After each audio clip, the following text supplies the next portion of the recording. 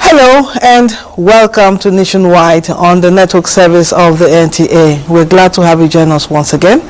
I am Lydia Odije Ochi. 378 Nigerians stranded at the Sudan-Egyptian border while escaping from the ongoing war in Sudan have arrived Nigeria. Musa Babali reports that the evacuees arrived at the Nnamdi Azikiwe International Airport, Abuja, Wednesday night via Nigerian Air Force aircraft and Air Peace. They left the shores of Nigeria either for education or economic pursuits, but the war in Sudan today forced them to make unplanned journey back home. Before Sudan was very calm and cool.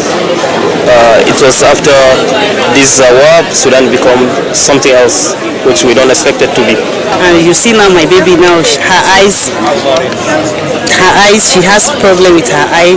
We slept outside the bus. There is cold, no food, nothing. Even though now I'm not feeling very well.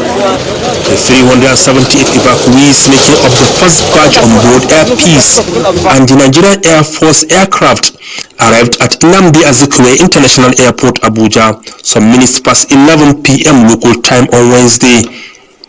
The government officials from Ministries of Foreign Affairs, Humanitarian Affairs and Disaster Management and Social Development, Nigerians in diaspora and refugee commissions were on ground to receive the evacuees.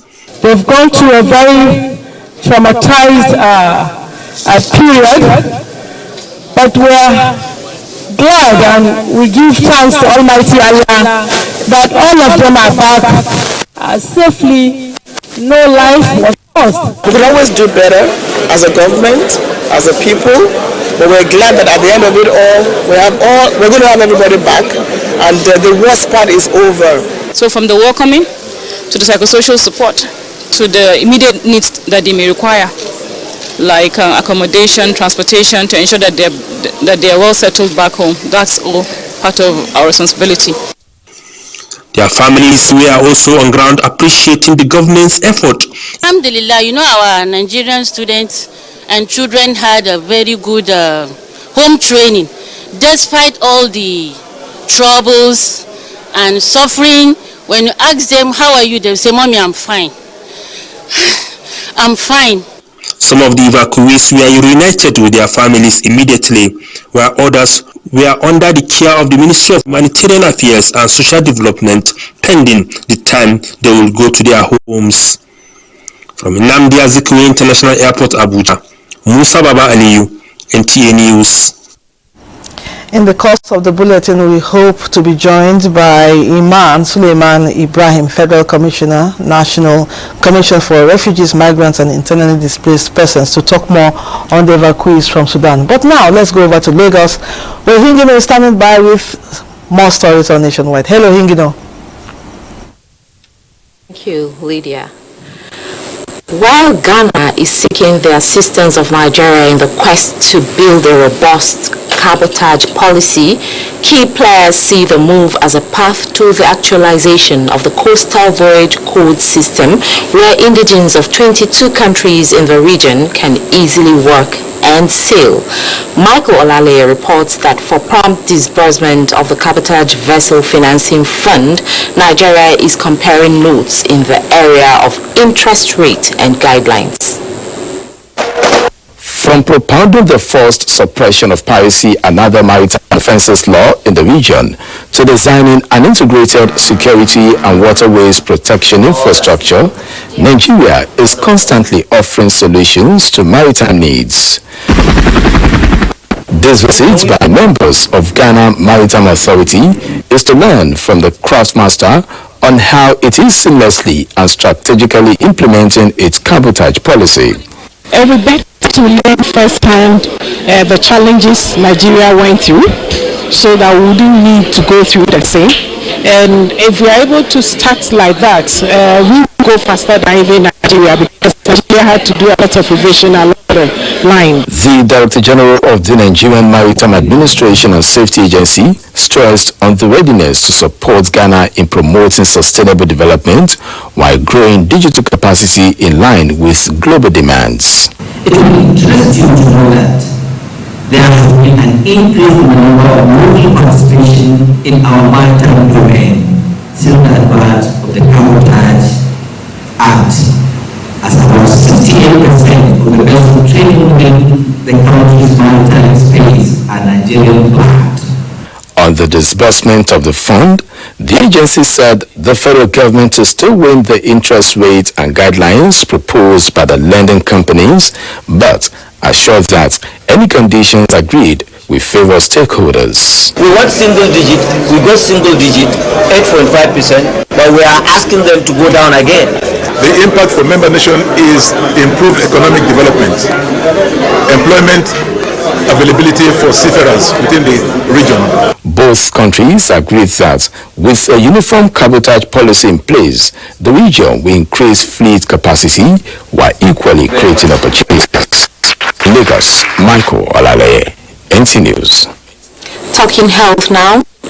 HIV has remained a serious health challenge in Nigeria despite the decline in new infections as new cases are more prevalent among youth. HIV self-testing was introduced as one of the ways of ensuring more people get tested to know their status. In this report, our correspondent tells us more on self-testing. Nigeria is making progress in the fight against HIV as data from the National Agency for the Control of AIDS, NACA, shows a decline from 103,404 cases in 2019 to 92,323 in 2021. As of September 2022, over 1.6 million people were on treatment, representing a significant improvement from the over 830,000 people in 2017. Part of the global move to end the disease by 2030 was the introduction of the HIV self-testing kit some years ago. How knowledgeable are Nigerians about it? I've never heard of it.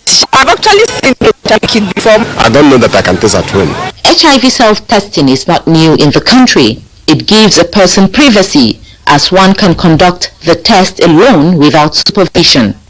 There are some human populations that are not likely to present hospital because of stigma associated with HIV. So the only way to identify them so that we provide service for them is to look at ways that is accepted by them that are not stigmatized, and that's where HIV self-testing comes in. The swab against the mouth, the gums of the mouth, it collects cells, and then the swab is now put into a liquid where an individual will have to wait for approximately 20 minutes. With more sensitization on HIV self-testing and other preventive measures, experts say Nigeria may meet the 3 target, which hinges on ending epidemics like HIV/AIDS by 2030. Do not forget this is broadcast live on the site at NTA and on our other social media handles displayed on your screen for updates. Time now for some messages. The news will be back in Abuja with Lydia.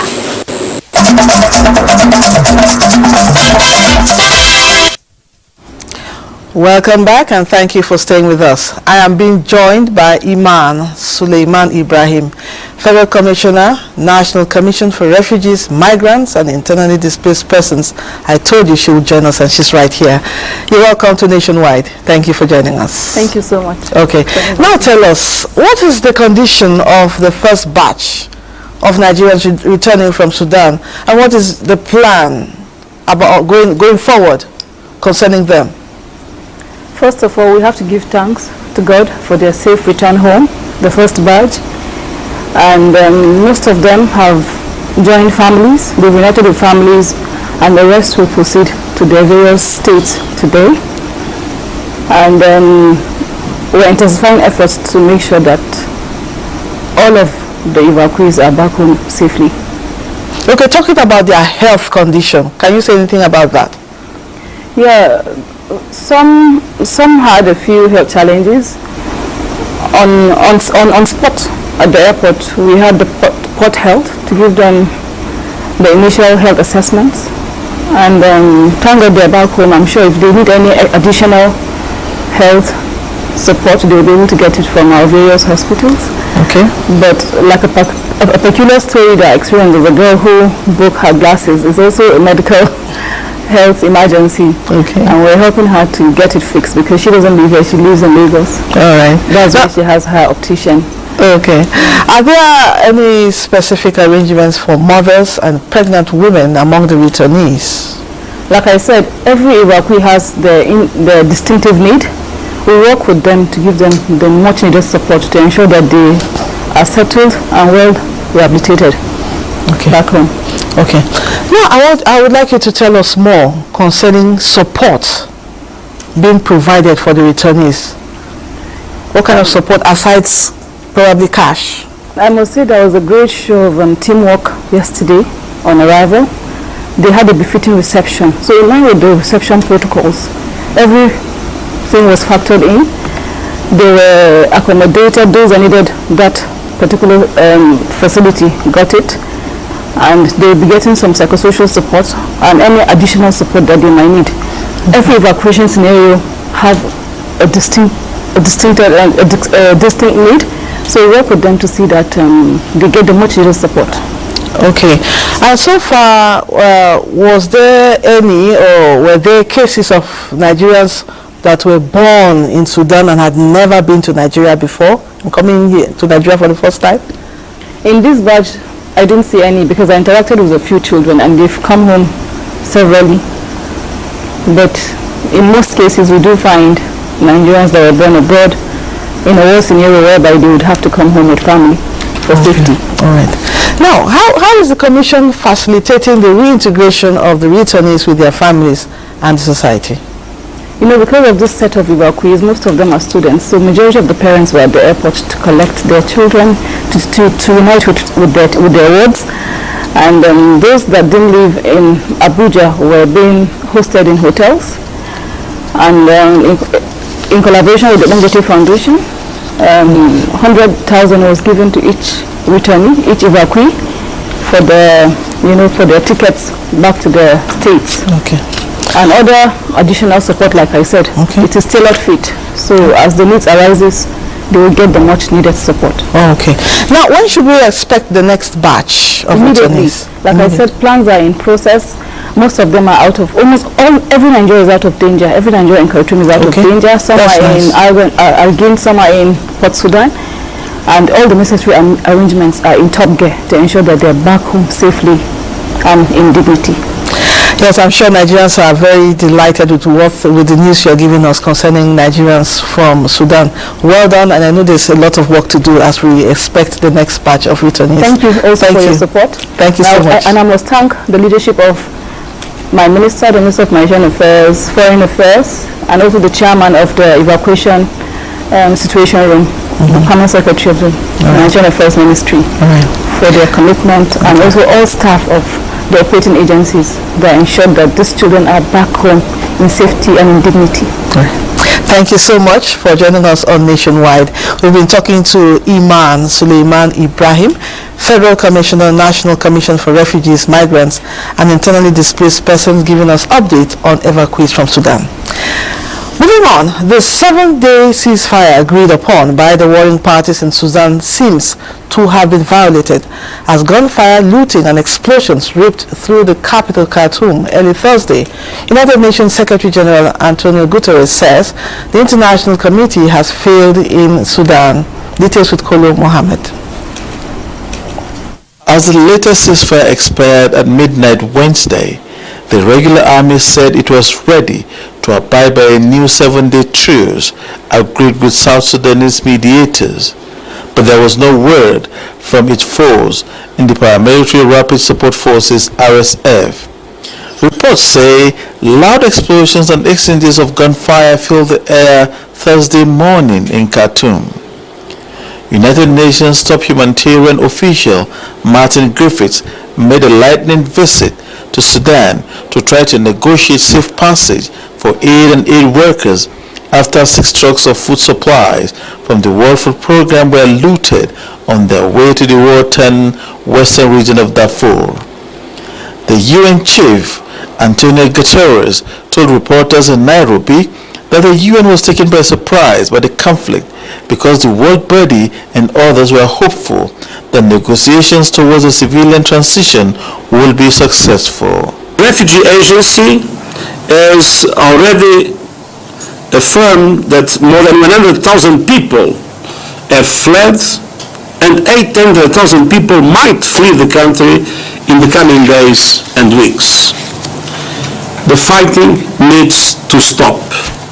Deadly urban conflict broke out on April 15th between Sudan de facto leader Abdel Fattah al-Burhan, who commands the regular army, and his deputy turned rival Mohammed Hamdan Daglo, who heads the RSF.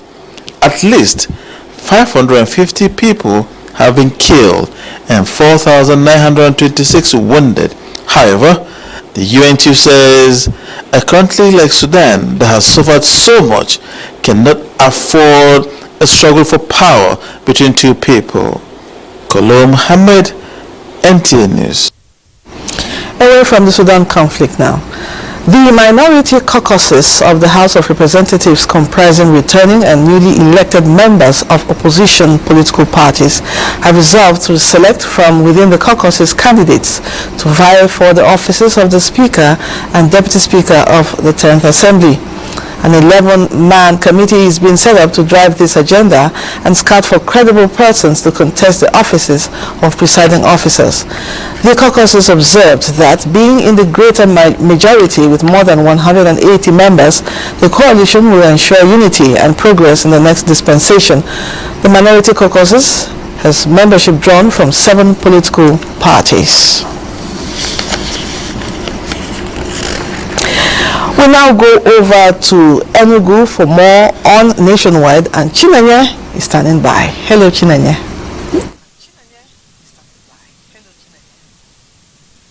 Hello, Lydia. Welcome to Enugu. To deepen the understanding of doctrinal principles amongst personnel, as well as meet up with the rapidly changing dynamics in warfare approach, the Nigerian Air Force, as part of activities to mark its 59th anniversary, engaged its officers in doctrine penetration competition. Rina Adobe Ukobasi also reports that the theme for the competition is Doctrine Imperatives for Successful Nigerian Air Force Operations. The mission of Chief of Air Staff upon resumption is to enhance and sustain critical air power capabilities required for joint force employment in pursuit of national security imperatives. It is on this note that it has become expedient to acquaint officers and personnel of the Nigerian Air Force with the importance of the doctrines of the force. I wish to renew our commitment to supporting the royal government transformation of ensuring a united, secure, prosperous Nigeria. Minister of Defense represented, however, emphasized the aptness of the theme, given that it will address the operational challenges experienced in the field, particularly in areas of security for successful conduct of NAV operations. The Nigerian Air Force often presents a common frame of reference as the best way to prepare and deploy the Air Force and its fighter assets in pursuit of national security. Chairman 2023 NAF Day celebration said NAF would be able to surmount the plethora of security challenges in Nigeria as the force will continue to review its doctrines to keep pace with the dynamics of the ever-changing and challenging security situation in Nigeria. Consider that Nigerian Air Force is structured into functional commands. Special consideration was given in allocating doctrines related to each command's core functions and tasks. The development of sound doctrines is premised on a good knowledge of military history, operational experience, lessons learned in battles, as well as strategic foresight. In Enugu, Mina Adobio-Kobasi, NTA News. In its bid to ensure quality healthcare delivery in the state and beyond, the Enugu State government has officially handed over the Enugu State Medical Diagnostic Center to the Nigerian Sovereign Investment Authority, NSIA. Chika Ugu reports that the diagnostic center has been transformed to an oncology center for cancer treatment.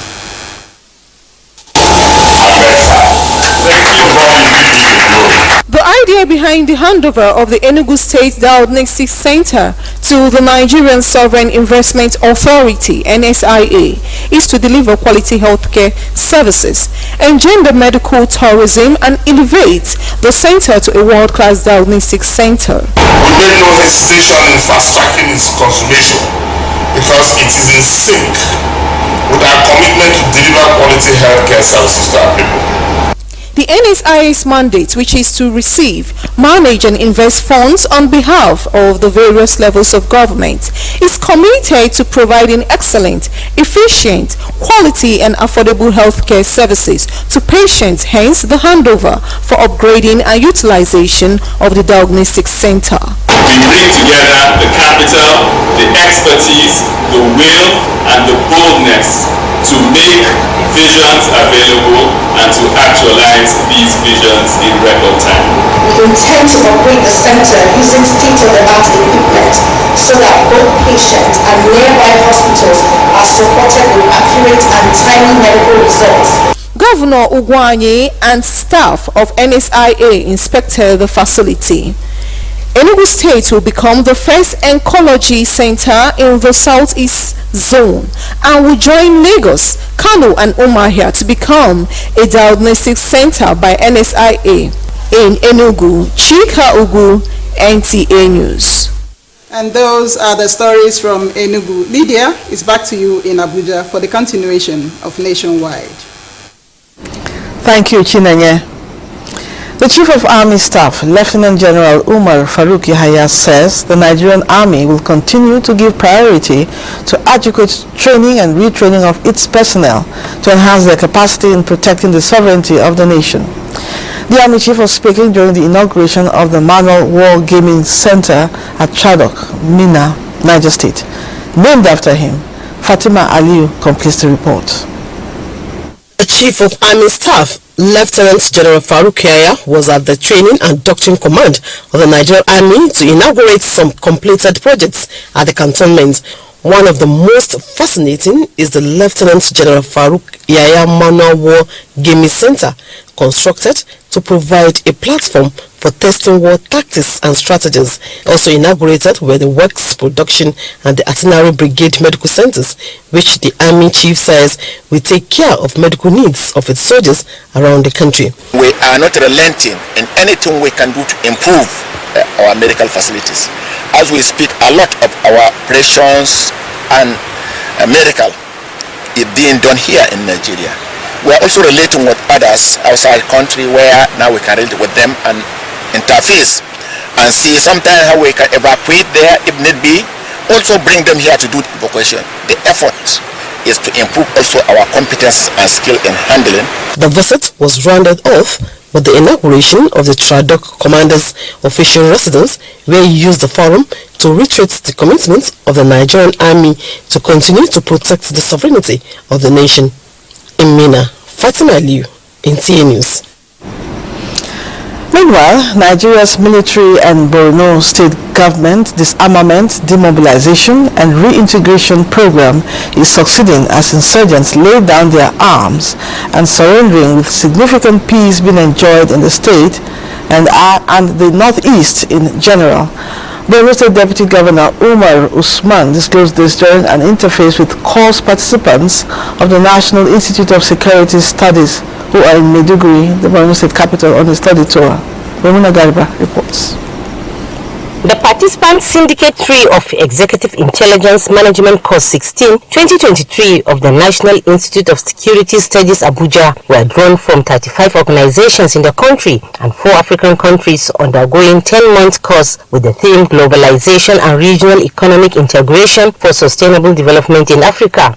The study tour is to enable the participants interface with Borno citizenry, visit local councils and see how the state government and other organizations are keying into globalization among other developmental policies after a decade-long insurgency. Deputy Commandant and Director of Studies, National Institute of Security Studies, Didakos Ekbeje, said the institute is interested in Borno State considering the peculiar security challenges, acknowledging the fit in security situation and development in the state. Draw now, they said you cannot come to Borno State, and we decided, yes, we have to see what we are hearing. Let's go there and see for ourselves. That's why these participants are here, just to interact with the people of the state. And at the end of our interaction, 1 week tour, we'll be able to come together and make a report for the good of the state and for the good of the country and for the good of Africa. Borno State Acting Head of Service Barrister Malum Fanami described their visit as timely, considering the developmental strides of Governor Zulum in the stabilization and recovery era. Both Chairman Borno State Security Trust Fund and representatives of NEDC presented their scorecards to the participants, which was highly interactive. The course participants visited NMC Secretariat, where they interfaced with the chairman. In Maiduguri, Maimuna Garba, NTA News.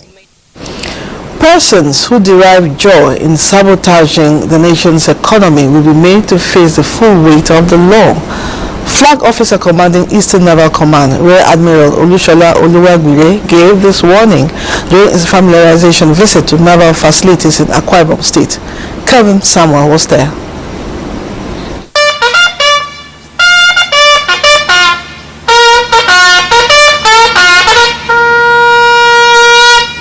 Addressing newsmen shortly after the 12th round naval facilities in Akwa Ibom State, the Flag Officer Commanding Eastern Naval Command, Rear Admiral Olushola Oluwagbire, says the visit is to acquaint himself with the terrain, men and officers under his command in order to identify their areas of need for possible solutions. While appreciating the state government for the cordial relationship with the Navy, he reassures of adequate security across coastal lines in the region to restore sanity and confidence in the minds of legitimate businessmen and women in the area.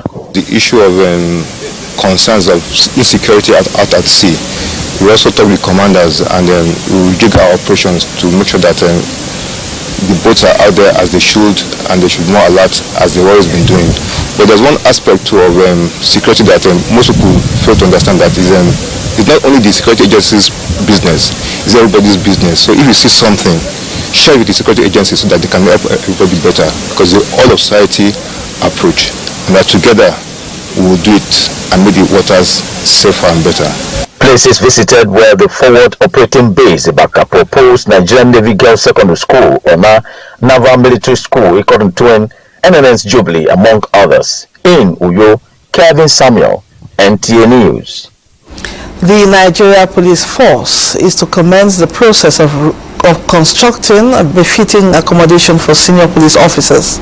This was at the foundation laying of estate for senior police officers in Abuja, and Francis Fong was there.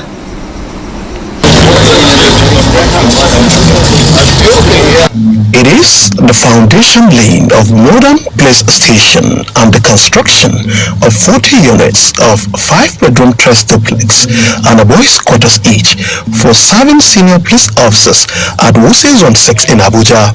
And IGP Alkali Baba is performing the groundbreaking ceremony.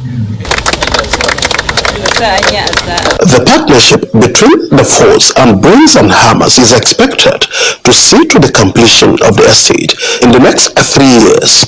anything required for an estate is going to be made available for the estate, because we're building for the Nigerian police, and we will ensure that the facilities that will be provided will meet international standards. And we hope the construction of this particular edifice will serve as an impetus for the development and construction of other police green lands throughout the country. Having served as area commander, deputy commissioner of police, commissioner of police, and AIG Zone 7, IGP Usman Al-Khalib Abbas said he never had official residence and that his aspiration is to get a befitting accommodation for senior police officers.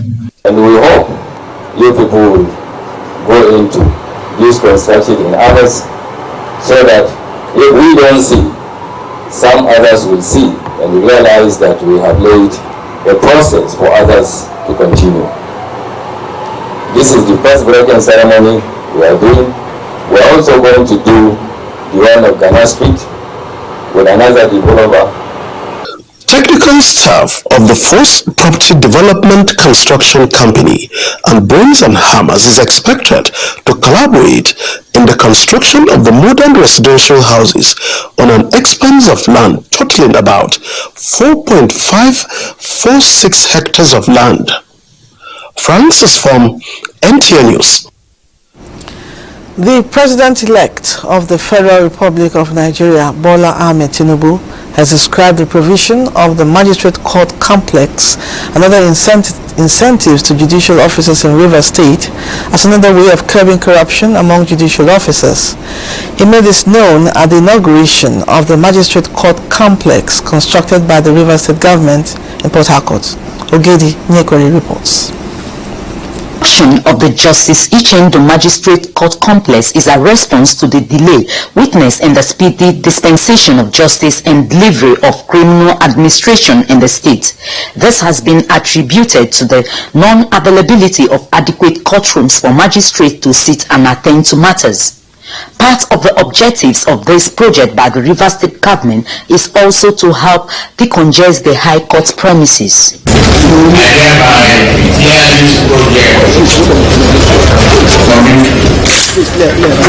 The President-elect Bola Ahmed Tinubu says he views the provision of the magistrate complex differently as a means to checking corruption. He said looking away from the working conditions and welfare of judicial officers will compel them to compromising justice. This is the way to fight corruption.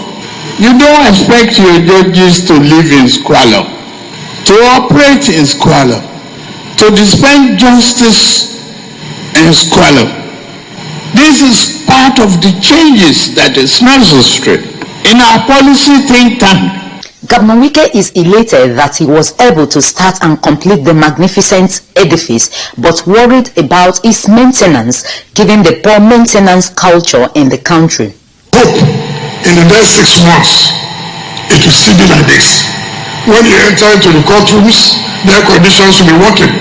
When you enter into the toilets, it will be working, water will flow. And I've told the CJ, look, you are the chief judge. It will be unfair in your tenure that you can maintain this edifice. The complex was named after retired Justice Ichendo, while some blocks in the complex were named after some distinguished jurists from the state, among whom is the present Chief Judge of Rivers State, Justice Simeon Amade, and the wife of the Rivers State Governor, Justice Suzette Wike. In Port Harcourt, Ogedi Nyekwere, NTA News. You are watching Nationwide on the network service of the NTA. Let's go over to Makudi now, where Fatima is standing by with more stories. Hello, Fatima. Media, welcome to Makudi. The Assistant Inspector General of Police, Zone 4, Musa Haladu, has charged commissioners of police under his command to redouble their effort in the fight against crime in their various commands. He gave the charge on the meeting held with the Commissioners of Police of Plateau, Nasarawa and Benue State. Moses Ajau Ode reports. The meeting, which was held behind closed door, is the first of its kind since the new AIG, Musa Haladu Samson, assumed duty as the 40th Assistant Inspector General Police. We apologize for that challenge from Makudi. We hope we can rejoin them in the course of the bulletin. Now let's go on from Abuja. The Mining Cadastre Office in the Ministry of Mines and Steel Development is taking steps to boost revenue generation and be a key player in the federal government diversification program. Director General of the Mining Cadastre Office, Obadiah Simon Nkom, reminded stakeholders and staff of this task at a retreat in Abuja, focusing on core mandate of the office, anti-corruption and due process.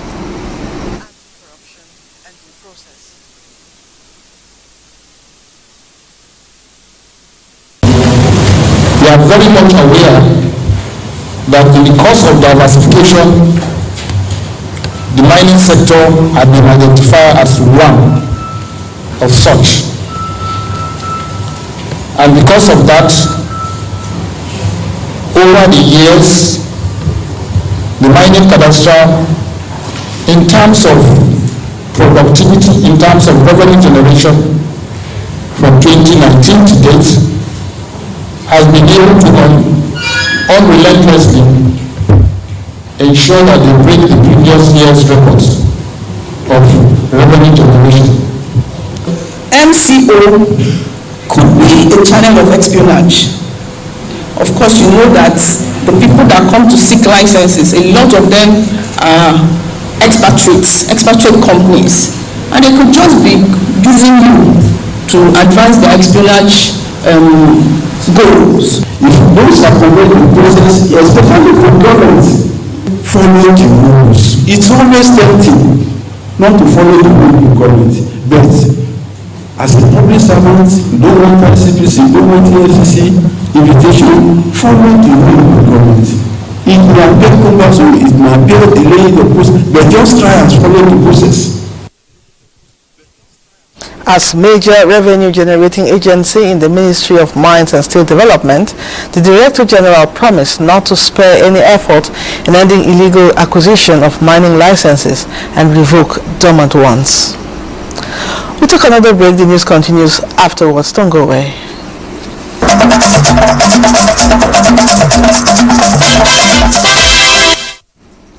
Thank you for staying. Advocates of social justice have identified the important role that adherence to the rule of law plays in entrenching a humane and orderly society. Having identified this, experts in legal practice are training young lawyers on effectively using the administration of criminal justice law to further the cause of justice in Nigeria. Olabode Arewa reports. A young legal practitioner, Melissa Okeke, is one of such lawyers routinely involved in prosecuting or defending defendants in criminal cases. She and others like her commended the wide-ranging legal reforms brought about by the Administration of Criminal Justice Act of 2015 in ensuring the speedy dispensation of criminal justice. They are part of this group of young lawyers undergoing further tutelage on the national minimum standards necessary for full implementation of the ACJA. I think abridging the time will affect how will I say the administration of justice, because if everybody knows that, okay, criminal trial maybe cannot exceed a particular time or this is the particular process, I feel like it actually makes you do your best. Noting that the EFCC and the ICPC had effectively used ACJA 2015 to successfully prosecute several criminal cases, a senior advocate of Nigeria, Professor Yemi Akishaye Judge, and Justice Sylvester Origi of the High Court of the Federal Capital Territory advocated review of trial within trial while adopting the use of plea forms by defendants. All of this asset recovery and fight for transparency and accountability have benefited from the effective implementation of the Administration of Criminal Justice Act and other laws. And this is because the Administration of Criminal Justice Act now makes it practically impossible to keep criminal trials in courts forever. The defendant has pleaded not guilty, and so all the judge will need to do is that the plea of the defendant is as stated in his plea form. That's all. That's all. You don't need to do what you want to do. Currently, 35 states and the FCT have adopted the provisions of AGJA, with Borno State in the last stages of its adoption. Delta State was recently recognized as having recorded the highest compliance, and states like Plateau and Nasarawa have outlawed the practice of trials within trial. Abolition of the practice is part of the amendment that the Senate passed in the Administration of Criminal Justice Bill of 2022, awaiting the assent of President Muhammadu Buhari. In Abuja, Olabodarewa, NTA News. In addressing the medical concerns of inmates as well as personnel of Nigeria Correctional Service, Minister of Interior Rauf Aregbesola has inaugurated a 20-bed space COVID-19 hospital at Ilesha Medium Security Custodial Center in Osun State. Aregbesola announced that the federal government is looking at ways of making states have their own custodial centers. Joshua Ogunjide has more. In line with global best standard practice, Minister of Interior Rauf Aregbesola is inaugurating a 20-bed space COVID-19 hospital, equipment and generating plant in his own country, Ilesha, inaugurated in the year 1943 and one of the oldest in the country with 600 inmate capacity. The Ilesha Medium Security Custodial Center Hospital is equipped with an operating theater, dental facilities, a laboratory, as well as radiology facilities. So with all of these we are doing, very soon the congestion in our facilities will be a thing of the past. And we don't not just only in our accommodation, we have facilities to rehabilitate, reorient, and reposition our inmates. Interestingly, President Muhammadu Buhari signed into law the amendment of the Constitution to permit state government to have correctional centers. To look at how we are going to do it in a way that the state we move out of our system gradually. Their inmates. We will not rest on our oars, but continue to strive the excellence in discharge of our duties. The comprehensive healthcare centers across the Federation is a further testament in celebrating the outgoing administration of President Muhammadu Buhari. In Ilesha, Joshua Oguchide, NTA News. Following recommendation of the Controller General of Corrections, Haruna Baba, the Civil Defense, Correctional, Fire and Immigration Service Board has approved the promotion of Assistant Superintendent of Corrections 2, James Benjamin, to Assistant Superintendent of Corrections 1 for the gallantry displayed during the Kuje jail attack in June 2022.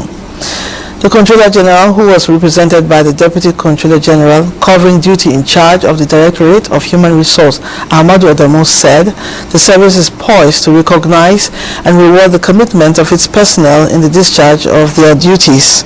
A statement by Abubakar Umar, Public Relations Officer of the Nigerian Correctional Service, Adamu, while imploring officers and men of the service to be dedicated to duty, reminded the newly elevated officer that to whom much is given, much is expected, urging him not to relent.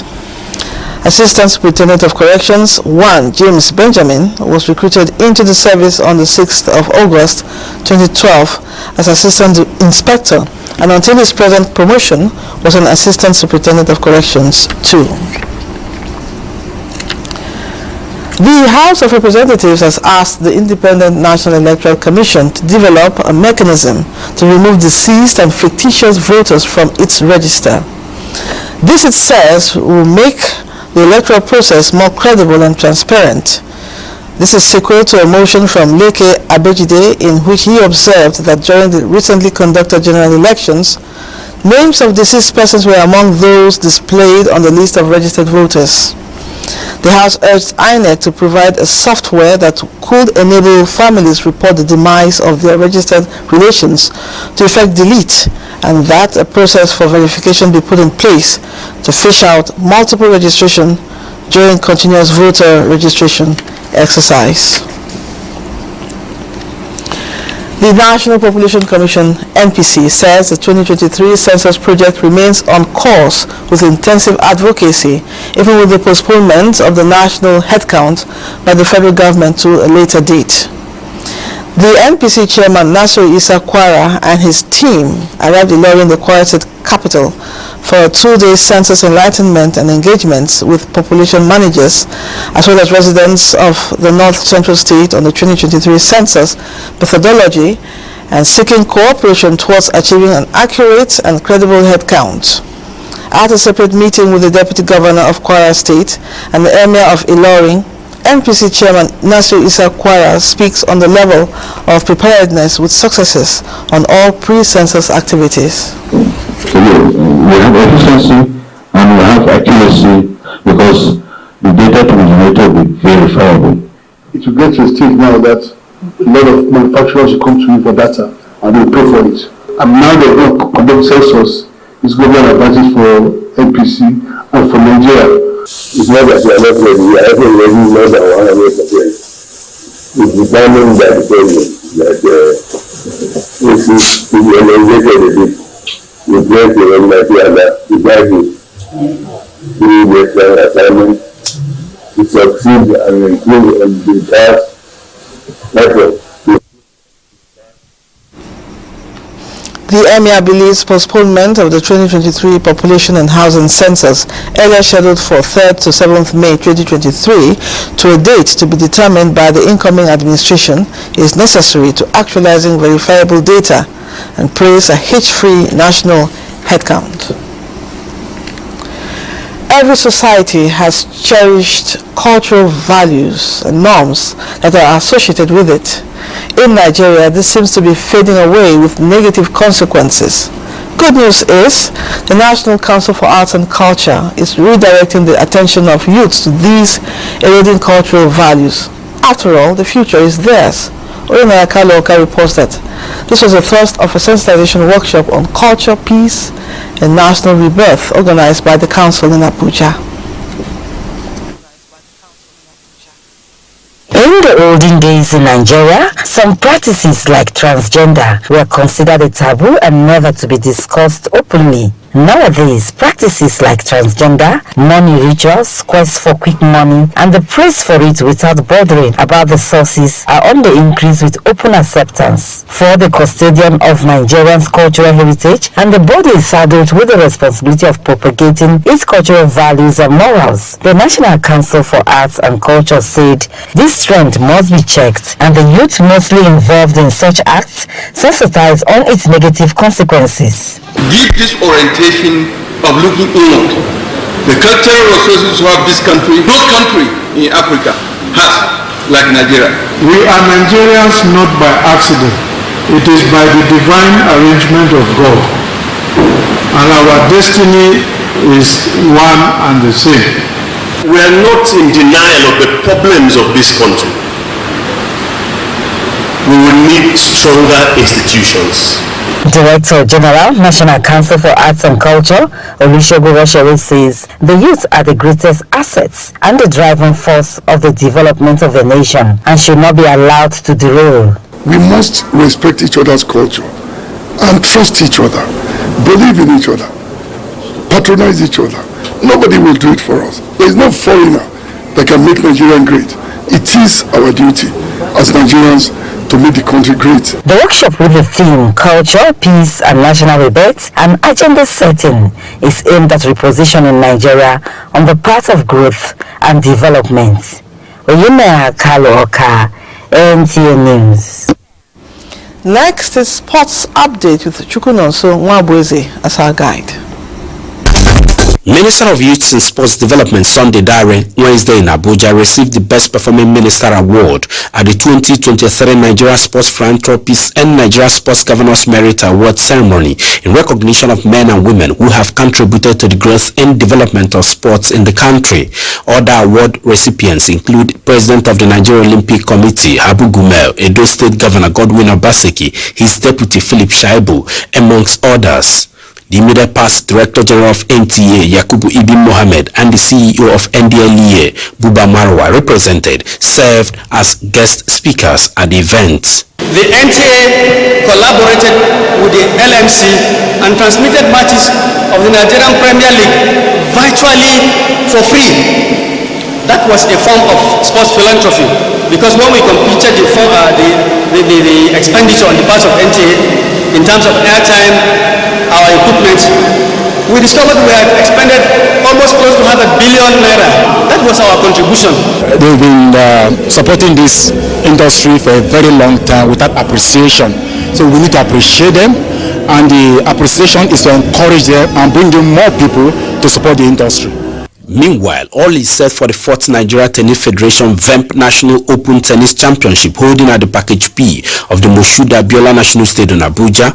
Secretary General of NTF, Sharma Mapra, in a chat with NTA Sports, says logistics are already in place to ensure a memorable tennis fiesta as players and officials across the country converge on the venue. With the good support we have from the board, we have a early preparation, so in the area of logistics, I'm sure we don't have any issue. The qualifying round of the week-long tournament gets underway Friday with the men draw serving off on Monday. Still on tennis, top seed and world number 1 Iga Swiatek is through to the semi-finals of the 2023 WTA Madrid Open after a comfortable 6-love 6-3 victory over Petra Martic. With sports updates, I am Chukunonso Nwabueze, NTA News. And that's Nationwide today. Thank you for being a part of it. Before we go, don't forget to join NTA's campaign against rape and rapists. I am Lydia Udijochi. Have a wonderful evening. Goodbye.